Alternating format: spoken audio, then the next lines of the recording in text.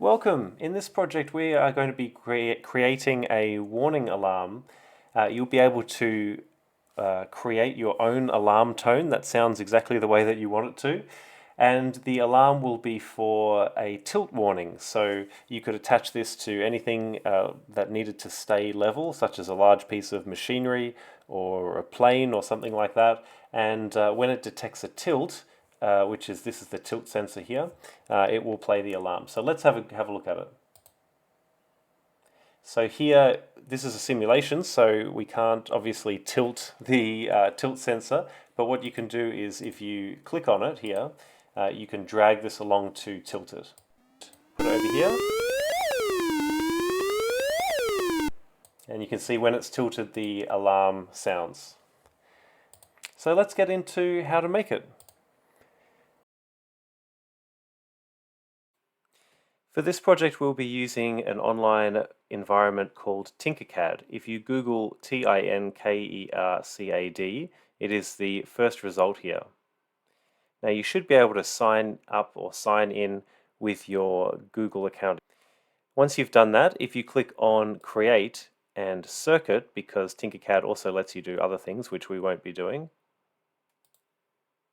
you will go to this view here.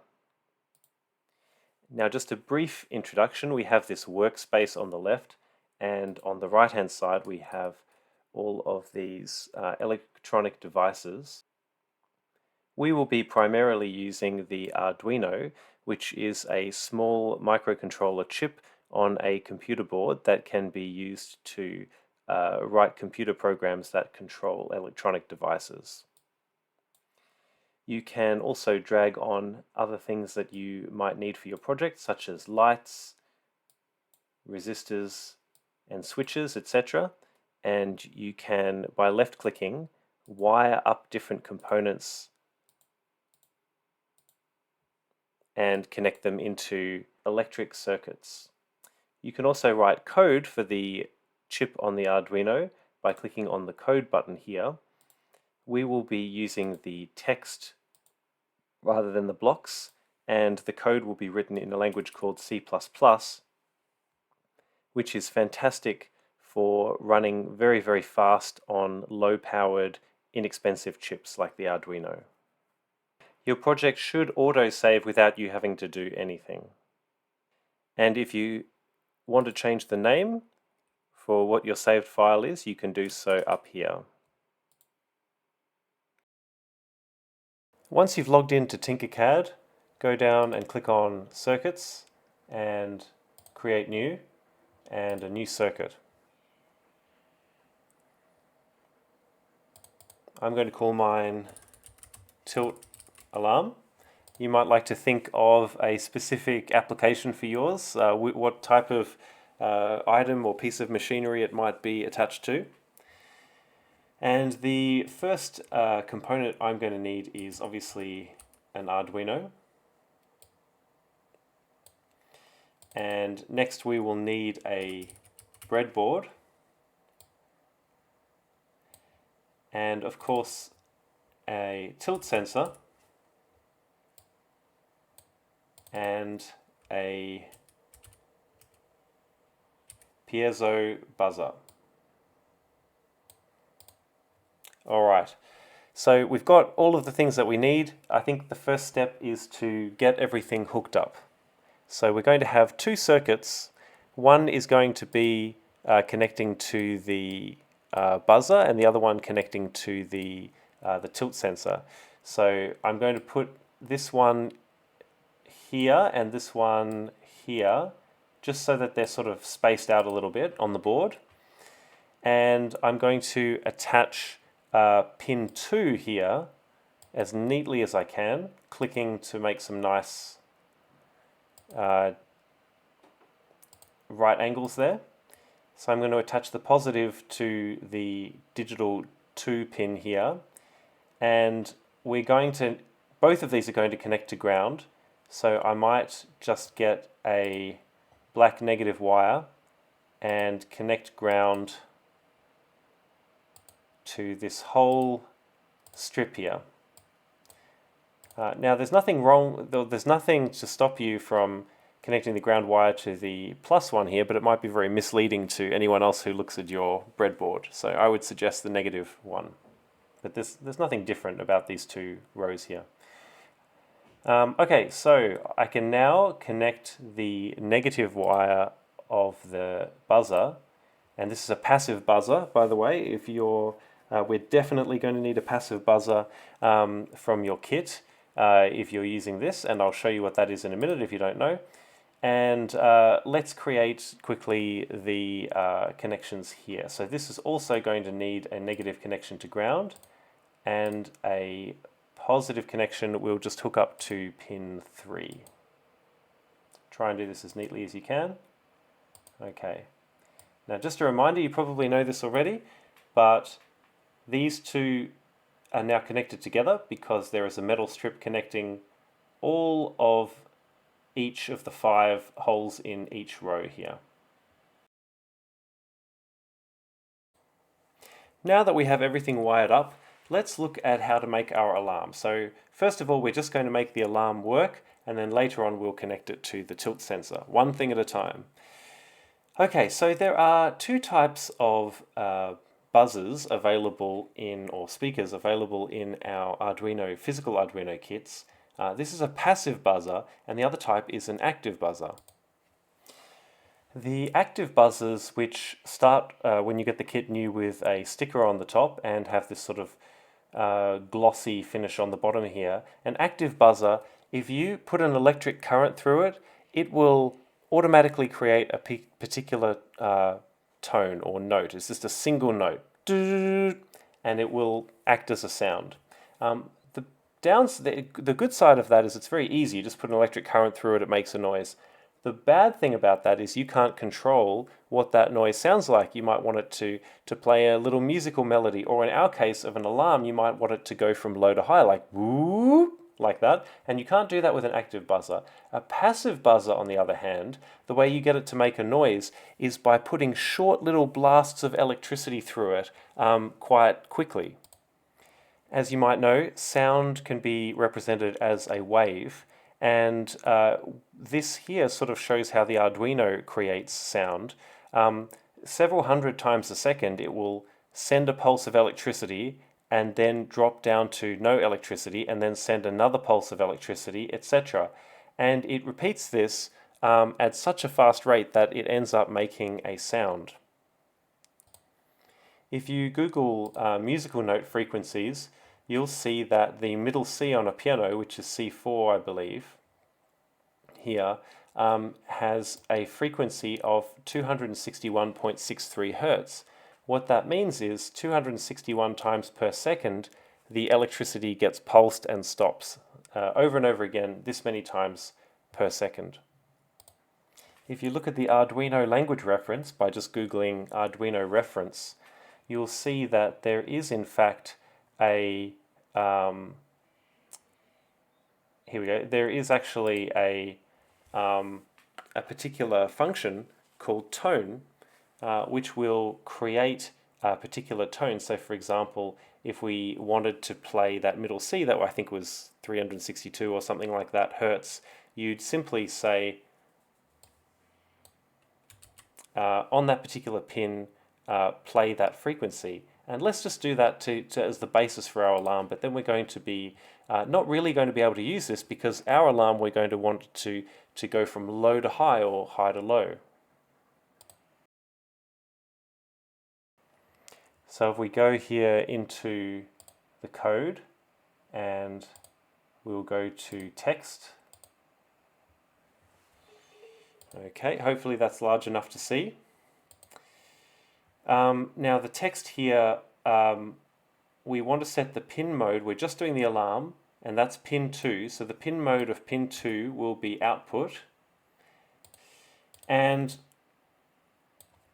if I just paste here what we had before, which is a tone in pin 2 at a frequency of say 300, and I need my semicolon on the end. If I start that, you'll see that sounds quite loud. And if we do a double that's, which is 600, it should be an octave up. Those people who are in band can probably hear that that sounds like an octave.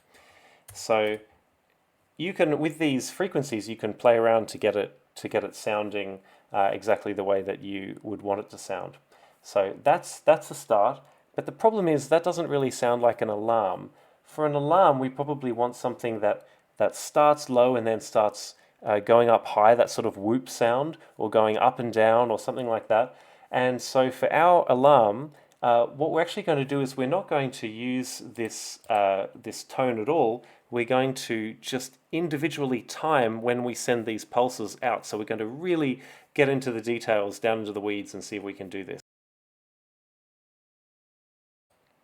So let's go beyond using tone to, well, first of all, let's see if we can create the same sound here without using the tone function. So I'm going to put two slashes there to comment it out so it won't run now.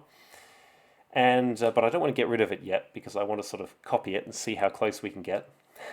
And just think about what we have to do. We want to do a digital write to pin 2, and we want to set it to high. Then we want to delay a certain amount of time. We'll talk about that in a minute. And then we're going to want to set it to low and delay.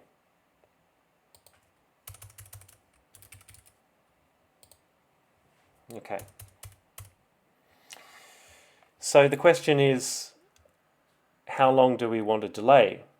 Well, the way that we work out how much time is if it's a frequency of 300 times per second and the delay is in milliseconds, so each second is 1,000 milliseconds, and there are 300 per second, so we divide it by 300, then we'll say there's roughly 3.33 milliseconds of delay between each one of these. But that's not actually true because this 300 millisecond, this 3.33 milliseconds is for this whole process of being turned on, turned off, and back to the start again. So it's actually half that. And to just explain what that means, if we go here, if we imagine that the 3.3 milliseconds goes from here all the way over to the start of the next cycle. So the delay here is half of that time, and the delay here is half of that time, right? So there's a bit of a problem here. Is we can only use integer or whole numbers. So my suggestion is that we actually go to the Arduino reference, and instead of using delay, we're going to use delay microseconds. That breaks each second up into 1,000,000, I believe, instead of 1,000. There are 1,000 microseconds in a millisecond and 1,000,000 microseconds in a second. So if we do that and we go back to here and we use delay microseconds,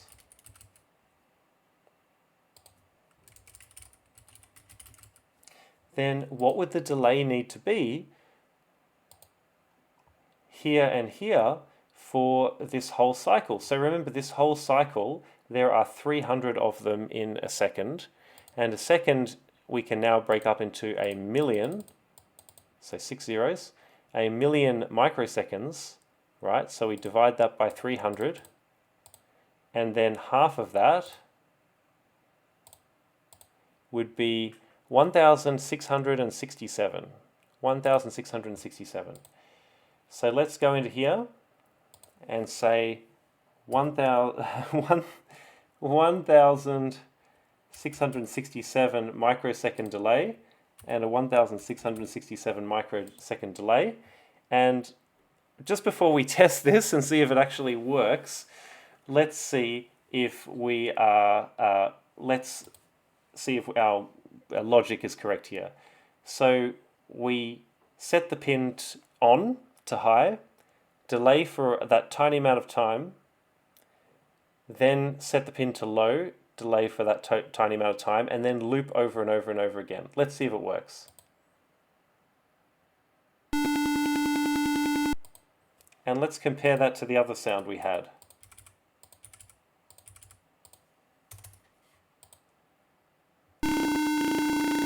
Okay, very, very, very close. Maybe just the tiniest bit out of tune due to timing errors, but close enough for us. We're not making music, we're making an alarm.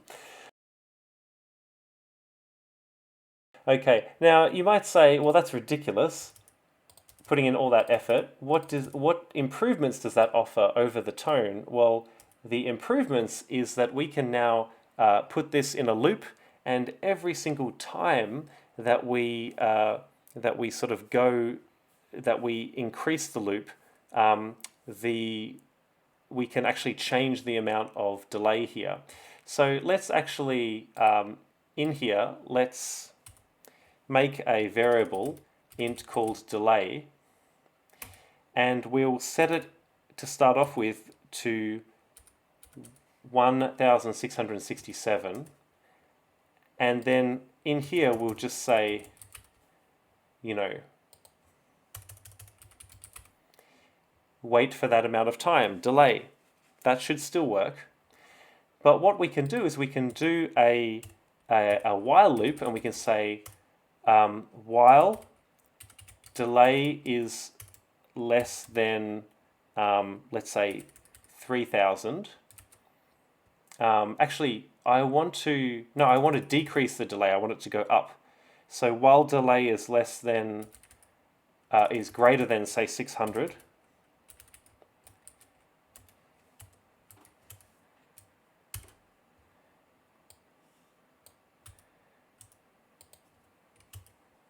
What do I want to do?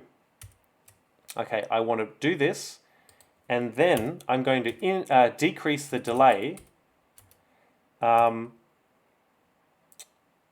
Let's just try taking delay minus equals 1. Okay, we'll just take 1 off the delay each time and see what happens.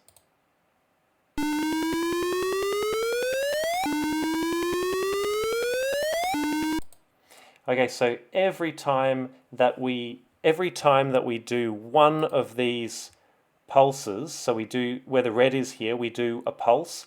The next time we delay just 1 microsecond less in each of these, and pretty quickly the tone starts changing. Now you can be really, really creative with that, and you can do, you could make it go, you could copy this, and once this is finished, you could do a whole nother one where we go back. So while delay is less than 1667, we're going to add, but maybe on the way back we go 4 times as fast, up through. Let's see what that sounds like.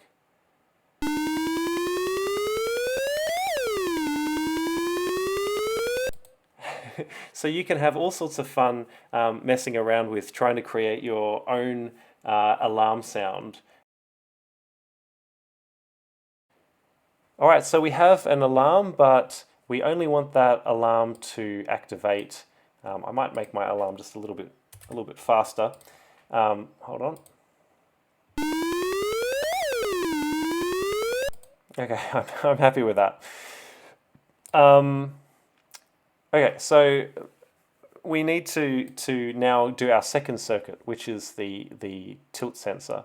Now, the tilt sensor works very similar to the way a button works. And again, I'm not going to go into too much detail.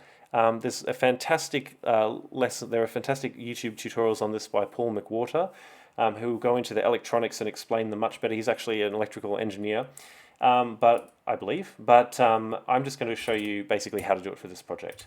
So pin mode for pin 3, where you can see the sensor, the tilt sensor is connected to pin 3. We are going to set that to input pull up. And the very, very short version of what that is when you activate the inbuilt resistor in the pin hole here, that helps you detect when the electrical current is actually managing to go through.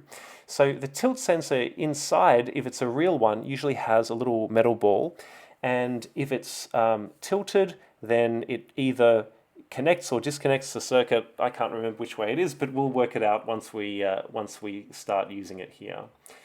So the pin mode is 3, input pull up. Okay, so what we're going to do is, first of all, I'm going to take all of this code here out of the main loop, and we're going to make our own function. It's void because it's not returning anything, and I'm going to call my function whoop because it makes one rotation of the alarm, like so I'm going to call mine whoop. And if we put all of that code into here, like that,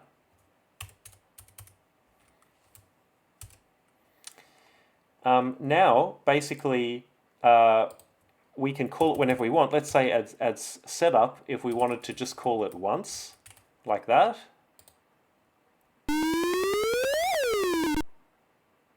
We could do it, but whenever we want one whoop of our alarm, we can just call that function. So I'll just let you pause there if you need to see what I've done. Okay, so the next stage is to see how to get the input value from the tilt valve. And let's make ourselves, I'll get rid of that comment, we don't need it. Let's make ourselves a variable. It's going to be an int, which just means a whole number. Int, and let's call it tilt underscore val for tilt value. And we won't set it to anything yet. If we put a variable like this at the start of the program, then basically it's accessible everywhere. It's called a global variable. Okay, so in the loop, what we want to do is we want to regularly, just for the moment, we won't worry about the alarm, we just regularly want to check what this value is. Okay, how we do that is we say tilt val equals digital read of pin 3. We've got it hooked up to pin 3. Okay. Now for the moment, I just want to check what that value is. We might just check this. Maybe we just check this once a second. So how do I actually check what this value is without sort of going on and not realizing that it's not working? I want to actually see what this value is. Well, you might see down the bottom here, there's something called the serial monitor. And this is where, imagine if you've got your actual Arduino still attached to the computer and you're testing a program, the Arduino can send you back information that can be displayed on the screen. So this is also available on the actual physical Arduino if you're connected to it. And what we do is, there are a couple of steps. First of all, we need to set up the serial monitor. And the way we do that is serial with a capital S dot begin. We have to give it a rate of how many times a second we want it to operate, and the standard one for that is just 9,600. It's just a reasonably standard thing. Don't worry too much about it, but it basically means that it's contacting the board 9,600 times a second, I believe. And I believe that goes through 0 and 1 here, which can interfere if we were using those pins, but we're not, which is good. So serial.begin. Then what we want to do over here is, I might just copy and paste this line to save a bit of time from my reference project. So here, once we've read what the tilt val is, we can say serial.println, all one word, all lowercase, for print line, serial.println, and we'll print whatever the tilt val that we just found is. So let's run that, and you'll see it actually says 1. Okay, now if I click on here and I tilt it, it actually goes to 0. So from that, we know that tilting it on this particular tilt device, the way we've wired it up, hopefully it's correct, 1 means okay, and 0 means tilted. So we've got to remember that. Okay, I don't need the serial monitor anymore, so I'm just going to comment out this so it won't run. If you put 2 slashes, that's just for our benefit, the computer will ignore it. And also the same thing here. We'll get rid of that. So what do we want to do with this tilt val? Well, what we want to do is, if the tilt val is equals equals, that means is equal to. So if the tilt val is equal to 0, that means it's tilted, right?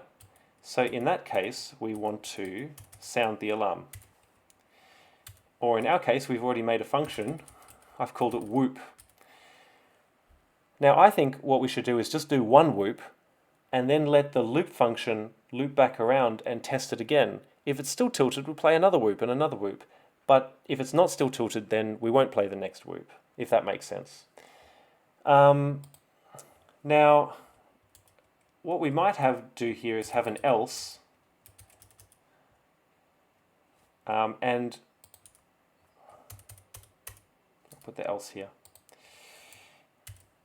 And the else, this will run if it's not tilted. So if it is tilted, we whoop, and if it's not tilted, I think we'll just do a really short delay before we measure again. So maybe like 100 milliseconds, so 1/10 of a second.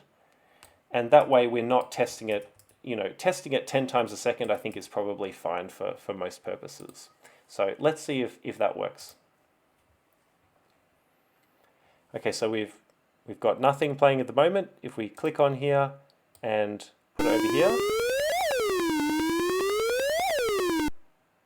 Okay, and you'll notice that when I pull it back, it doesn't check it again until after the whoop. So after the whoop has finished, it will then go around and check again each time.